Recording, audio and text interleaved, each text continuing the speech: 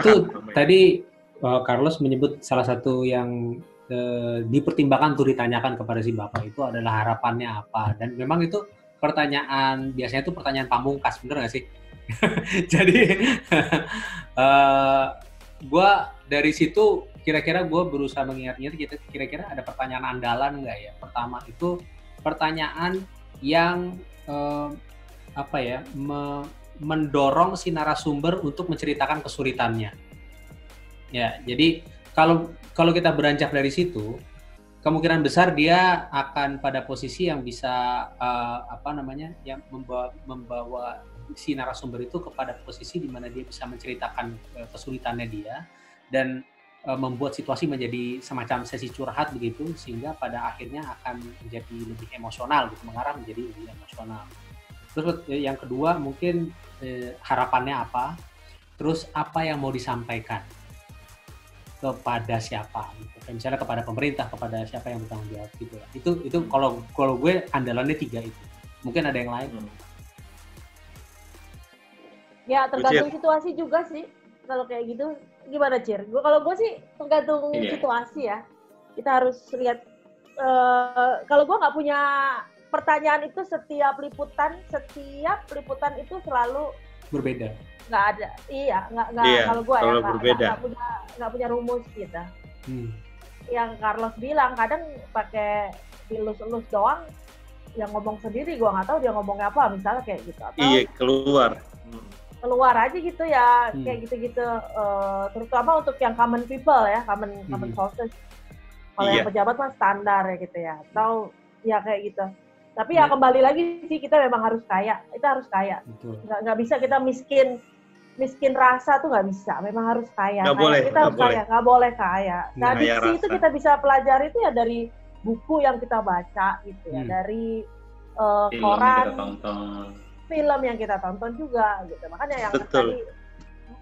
Nah, mengenai diksi itu kan sebenarnya tidak bisa muncul tiba-tiba. Kalau misalnya itu muncul dengan tiba-tiba, itu sebenarnya sesuatu yang bisa dibilang mungkin dialami oleh orang yang udah lama di lapangan dan sudah mengalami berbagai macam peristiwa begitu, sehingga dia punya beberapa referensi diksi yang dengan mudah dia ambil gitu kan. Sementara buat anak yang baru masuk gitu ya, yang bisa dilakukan kalau dari pengalaman gue itu, kita benar-benar nulis apa yang mau kita sampaikan ketika kita mau live, bener kan? Kita bikin skripnya aja. Nah, dalam skrip itulah kita menentukan diksi, sehingga penentuan kata apa yang akan kita gunakan itu benar-benar kita tata sebelum kita live. Kayak misalnya pengalaman gue tuh ketika ada demo di depan balai kota, terus abis itu gue nyari beritanya apa ya, kok nggak ada yang menarik gitu. Terus tiba-tiba mobilnya Sutioso waktu itu keluar dari balai kota, persis di depan gue, zereng. Ya udah, akhirnya itu gue jadiin berita.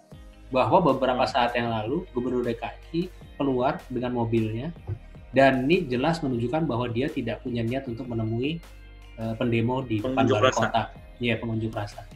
Nah, itu diksi itu tidak mungkin gue muncul ketika live begitu saja tanpa merangkai itu sebelumnya gitu. Jadi triknya adalah ketika yang gue bisa sampaikan, mungkin pertama bikin aja skripnya dulu full per kata. Dari situ baru dibuat point form.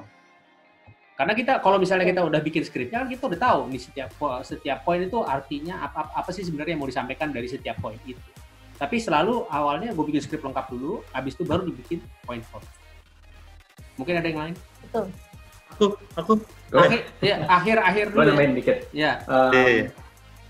Menyambung ke tadi ya, semacam closing statement, apakah ada harapan menyangkut pada pemerintah? Kalau gua formulanya lebih ke arah pendekatan problem solving. Jadi solving itu bisa dari mana-mana. Jadi ujung-ujungnya gue lebih suka pilihan gaya gua itu adalah kita mikir bareng-bareng, karena efeknya bisa jadi heavy ke masyarakat, bisa jadi heavy ke pemerintah, bisa jadi heavy ke misalkan private sector gitu di saat itu tergantung situasi. Dan buat closing statement gue biasanya tetap mengandalkan penggalian banyak di lapangan, dan itu sama sebetulnya kalau ditarik benang merahnya kayak prinsip public speaking sih. Bisa jadi dibuka dengan quote, ditutup dengan quote misalkan gitu. Gue ada pengalaman di satu case penggunaan quote yang nggak sengaja gue dapat ketika liputan morning week-nya Lee Kuan Yew di Singapura. Jadi gue dapatlah ketemu seorang pramugari, dia itu yang naik Bombay gitulah gitu. Dia itu adalah pramugari yang dia ketemu di istilah kata pesawat ke Perdana Menterian Singapura lah gitu. Jadi dia ketemu sama Lee Kuan Yew, dia punya kesan mendalam. Terus dia bilang gini Lee Kuan Yew itu dia selama memimpin tuh menangis untuk Singapura. Tapi sekarang Singapura menangis untuk Lee Kuan Yew. Gitu. Menurut gue itu quote gitu. Gue keren nih gue bilang. Terus gue tinggal tambahin gini, oke, Lee Kuan Yew mimpin bukan tinggal ya. Terus ini insting kita sebagai jurnalis.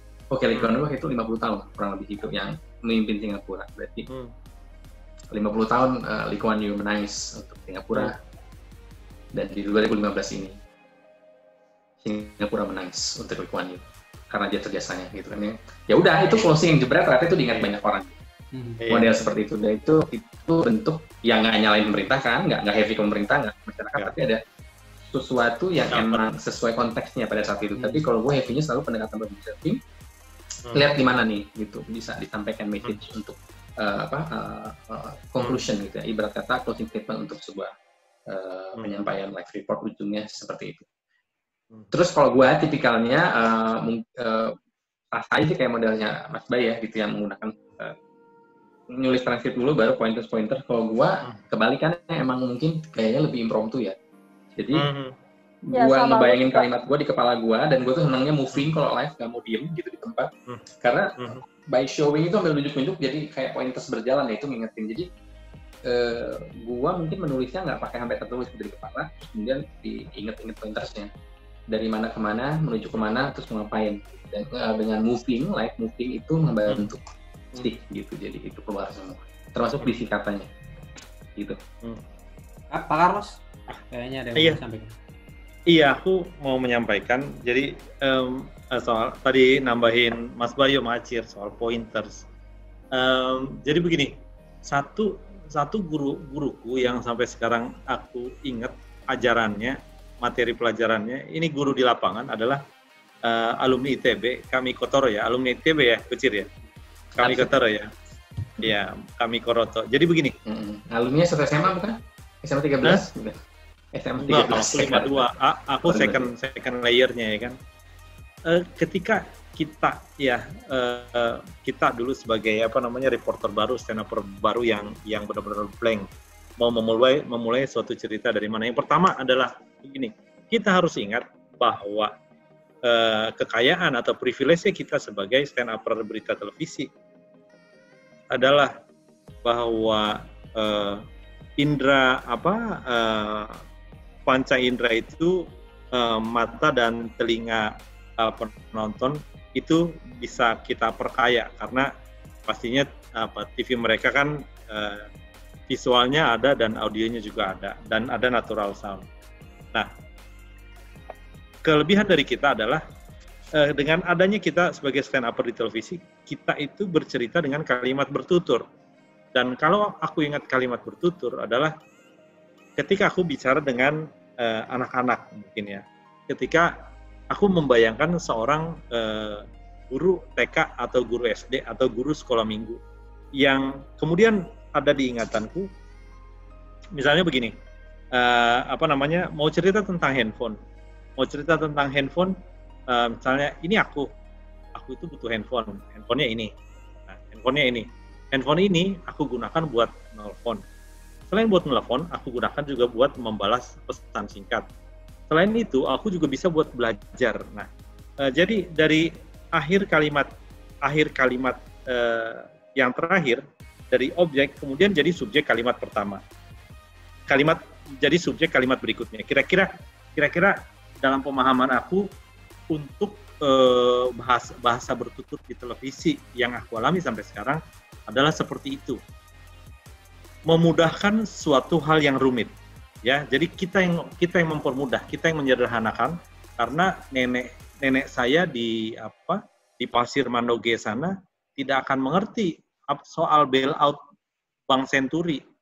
Jadi ketika Vira menyuplai aku dengan berita di Pansus Bank Senturi, aku kembali merefresh mereka.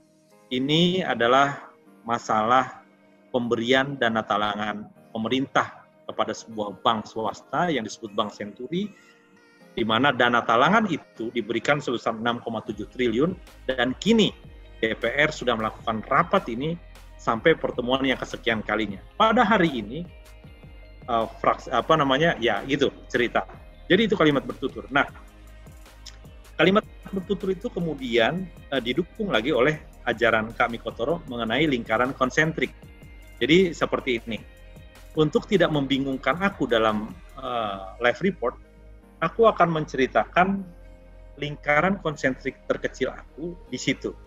Aku pribadi, terus kemudian memperluas lagi irisannya. Misalnya ini lingkaran yang terkecil. Kemudian diperluas lagi. Jadi aku akan cerita lingkaran yang lebih besarnya lagi. Misalnya aku terus sama radius situasi radius 5 meter dari aku. Terus kemudian berikutnya ketika itu aku sudah aku ceritakan lagi yang lebih lebar lagi. Yaitu misalnya 10 meter dari aku. Nah, kira-kira prinsip itulah yang aku terapkan. Itu bisa aku balik dari lingkaran konsentrik terbesar sampai terkecil, bisa juga aku mulai dari diri aku, dari apa yang ada di sekitar aku, kemudian bicara soal kelurahan, kecamatan, kabupaten, provinsi, dan nasional, apa yang akan dilakukan pemerintah. Nah, hal-hal seperti itu kemudian menjadi pegangan aku di lapangan, supaya aku nggak bolak-balik, jadi nggak bulet. Udah bicara kabupaten, jangan balik lagi kita ke RT RW, jangan balik lagi ke kelurahan.